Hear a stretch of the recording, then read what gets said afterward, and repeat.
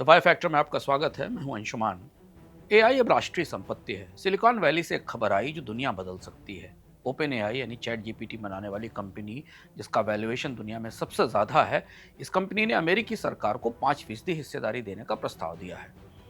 Open AI का 5% होगा कितना? ओपन एआई की कुल कीमत है $852 बिलियन। 5% हुआ करीब करीब $42.6 बिलियन, यानी 3.5 लाख करोड़ रुपए। ये भारत के रक्षा बजट से भी बड़ी रकम है। ओपेनएआई के प्रमुख सैम आल्टमैन ने पेशकश बीते साल की थी। दुनिया को पता चला जब इसे सार्वजनिक किया गया। उनका तर्क था कि एआई का फायदा सिर्फ इन्वेस्टर्स को नहीं, पूरे देश को मिलना चाहिए। अमेरिका की सरकार इसका हिस्सा कैसे लेगी? इसका मॉडल क्या है? अलास्का परमानेंट फंड इसका मॉडल होगा। 1976 में अलास्का ने एक फंड बनाया था जिसमें उस राज्य में तेल से होने वाली आमदनी जमा की जाती थी। उस फंड से नागरिकों को हर साल लाभांश मिलता था। आल्टमैन चाहते हैं कि एआई की कमाई भी इसी तरीके का फंड बनाकर अमेरिका के नागरिकों तक पहुंचे। लेकिन ये सिर्फ जन कल्याण नहीं है, इसके पीछे एक डर भी है जो असली है। और वो डर है चीन का open source AI model. DeepSeek जैसे मॉडल लगभग उतने ही सक्षम हैं जितना अमेरिका का टॉप एआई मॉडल जैसे कि ओपन एआई। चीन के मॉडल अमेरिका से कहीं ज्यादा सस्ते हैं। वाशिंगटन में सवाल उठ रहा है कि अगर चीन का एआई सस्ता और अच्छा है तो दुनिया अमेरिका के एआई का इस्तेमाल क्यों करेगी? ओपन एआई का जवाब है कि हमें सरकार का हिस्सा बना लीजिए, हम नेशनल सिक्योरिटी एसेट हो जाएंगे और फिर अमेरिका के साथ दुनिया में जो ट्रेड डील होगी उसका हिस्सा बनाकर अमेरिकी एआई दुनिया में बेचा जाएगा। अगर ये हुआ तो एंथ्रोपिक, गूगल, मेटा सभी को ऐसी हिस्सेदारी अमेरिकी सरकार को देनी पड़ सकती है। उस हाल में एआई प्राइवेट इंडस्ट्री नहीं, एक सॉवरेन एसेट बन जाएगी। इतिहास में ऐसा हो चुका है। 1950 में अमेरिकी सरकार ने डीएआरपीए बनाया था जिसमें डिफेंस का पैसा गया बेल लैब्स और एमआईटी में, स्टैनफोर्ड में, और उसी के निवेश से इंटरनेट निकला, जीपीएस निकला, आज की कंप्यूटिंग निकली। लेकिन जब सरकार टेक्नोलॉजी में निवेश करती है तो तकनीक हथियार बन जाती है। ओपनएआई की 5% हिस्सेदारी जब अमेरिकी सरकार के पास होगी तो अमेरिकी कांग्रेस से तय करेगी कि किस देश को कौन सी कैपेबिलिटी मिलेगी। ये एक्सपोर्ट कंट्रोल का नया हथियार होगा। अमेरिका चिप पर तो सख्ती कर ही रहा है। अमेरिका के पास एआई है और उसे लेकर वो एक एम्पायर बना रहा है। भारत को पता चले कि अभी तेल खरीदने की शर्त है, कल एआई खरीदने की शर्त भी होगी। तेल की दुनिया से खबर आई जो पूरी दुनिया को सनसनी में डाल सकती है। इराक यानी ओपेक का दूसरा सबसे बड़ा उत्पादक कह रहा है कि हमारा कोटा बढ़ाया जाए, नहीं तो हम ओपेक छोड़ देंगे। जंग से टूटी पश्चिम एशिया की तेल अर्थव्यवस्थाएं कसमसा रही हैं। ये पहला इशारा है। इराक अभी करीब करीब 4.5 मिलियन बैरल तेल प्रतिदिन निकालता है। अगर ये ओपेक से बाहर हो जाए और अपनी पूरी क्षमता से तेल उत्पादन करे तो जो 2029 तक इराक का उत्पादन 7 मिलियन बैरल प्रतिदिन हो सकता है, यानी आज से 55% ज्यादा। इराक को ये रास्ता दिखाया है अमीरात ने या कतर ने। ऐसा पहली बार नहीं है जब कोई देश ओपेक छोड़ रहा है। कतर ने 2019 में ओपेक छोड़ा था, यूएई ने जंग के बीचों बीच ओपेक छोड़ दिया। एक एक करके सदस्य जा रहे हैं और अब इराक दूसरा सबसे बड़ा उत्पादक दरवाजे के पास खड़ा है। ओपेक 1960 में बना था। तेल उत्पादक देशों का कार्टेल था जो ये मिलकर तय करते हैं कि कितना तेल निकालेंगे, कितना बेचेंगे। जब उत्पादन कम तो कीमत ऊपर। ये फार्मूला 60 साल चला, लेकिन अभी टूट रहा है। इधर इराक को अपने देश के लिए ज्यादा पैसे चाहिए, इंफ्रास्ट्रक्चर, स्कूल, हॉस्पिटल बनाने हैं। विकास नहीं होगा तो लोग गुस्सा आएंगे। लेकिन वो ओपेक के कोटा सिस्टम में बंधा है। कम तेल बेचना मजबूरी है। सऊदी अरब जो कि इस कार्टेल का मुखिया है, वो चाहता है कि कीमतें ऊंची रहें, यानी उत्पादन नियंत्रण में रहे। अब पर्दे के पीछे की कहानी सुनिए। यूरोपीय समुदाय की एक टीम बगदाद पहुंची। वो इराक से सीधे एनर्जी डील करना चाहती है। इस प्रतिनिधिमंडल की अगवानी के बाद इराक ने यह तेवर दिखाए। अब अगर इराक ओपेक छोड़ता है तो ईयू सीधे तेल खरीद का समझौता कर सकता है।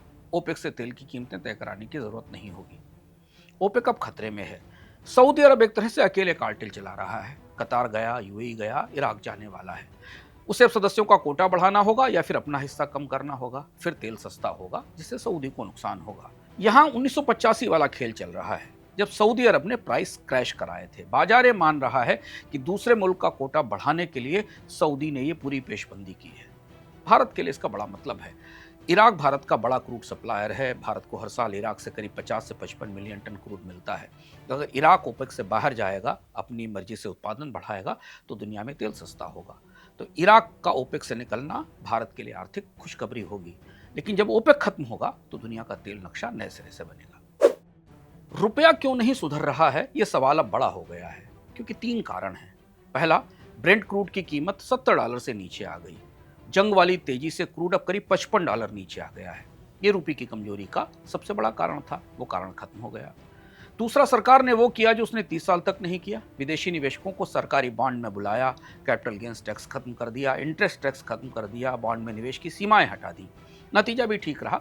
बीते 4-5 हफ्तों में करीब 32,000 करोड़ रुपए का विदेशी निवेश भी आया। रिजर्व बैंक भी बाजार में है, 94-75 पर डॉलर बेच रहा है, रुपए को थामने की कोशिश है। विदेशी भारतीयों से पैसा लाने के लिए बैंकों को ब्याज दर बढ़ाने की खुली छूट दी गई है। लेकिन नतीजा क्या रहा? रुपया जनवरी में 89 पर था, 19 मई को 96 से 97 के बीच था और अब 95 के आसपास टहल रहा है। दवाई काम नहीं आई, मरीज नहीं उठा। क्यों? क्योंकि 3 दीवारें हैं जो सरकार और आईबी नहीं तोड़ पाती और इस वजह से रुपए में मजबूती नहीं आती। पहली दीवार, इस वक्त आरबीआई की फॉरवर्ड बुक करीब 103 बिलियन डॉलर की है, यानी रिजर्व बैंक एक तय तारीख पर ये डॉलर वापस लेगा और तब रुपया फिर टूटेगा। बाजार को ये पता है, इसलिए वो बॉन्ड के निवेश पर ध्यान नहीं दे रहा। आरबीआई ने पिछले हफ्ते भी डॉलर बेचे थे, रुपया एक दिन टिका, फिर वापस गिरावट की तरफ आया। दूसरा, कैरी ट्रेड का गणित रुपए के खिलाफ है। एक विदेशी निवेशक सोचता है कि भारत में 10 साल का सरकारी बॉन्ड करीब 7% का रिटर्न दे रहा है, टैक्स फ्री भी है, अच्छा है। लेकिन जब वो कैलकुलेटर खोलता है तो उसे दिखता है कि रुपया हर साल 4% टूट रहा है, यानी 7% रिटर्न से 4% की करेंसी डिवेल्युएशन का नुकसान घटाने के बाद रिटर्न बचता है 3%। और अमेरिका का 10 साल का बॉन्ड 4 से 4.5% के आसपास का रिटर्न दे रहा है। वहाँ कोई करेंसी रिस्क नहीं है, अमेरिका की गारंटी है।